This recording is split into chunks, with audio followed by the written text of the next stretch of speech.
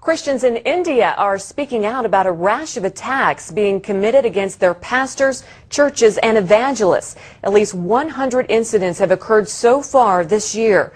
One shocking assault was recently captured on videotape by an Indian camera crew. Gary Lane has the story. Pastor Walter Massey is attacked by young Hindu militants following a recent prayer meeting in his home. He cries out to the Lord as he is bludgeoned with wooden clubs. The radicals also destroy some of Pastor Massey's possessions. The assault is videotaped by a television camera crew, which does nothing to halt the attack. Pastor Massey's 7-year-old daughter, Hepzibah, is traumatized. Massey is hospitalized with internal injuries suffered in the attack. One young boy hit me on my face. Blood was oozing out. All were hitting me with the sticks and rods and whatever they could get hold of at that time. The attack occurred in Jaipur, Rajasthan, southwest of Delhi. Pastor Massey's friends and neighbors were outraged.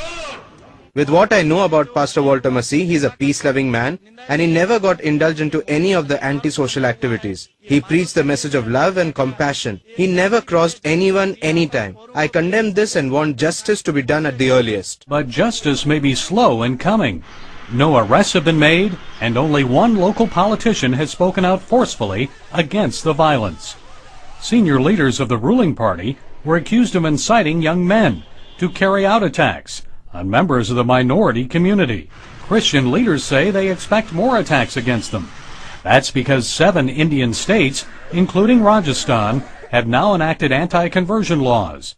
Christians say Hindu extremists are using the laws to falsely accuse them of converting Indians through coercion or allurement. Militants also use the laws to justify their attacks against the Christians.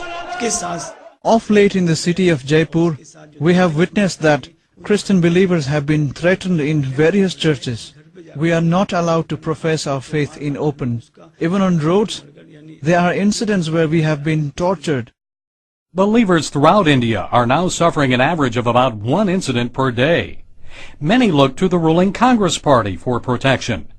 But some, like Pastor Walter Massey, say they know the only one they can truly trust for their security is God. Gary Lane, CBN News. The Hindu nationalist BJP party says it will push to enact an anti-conversion law in an 8th Indian state in the near future. And Gordon, that video was sure hard to watch, but I think it's important to see what Christians, how they're being persecuted in other parts of the world.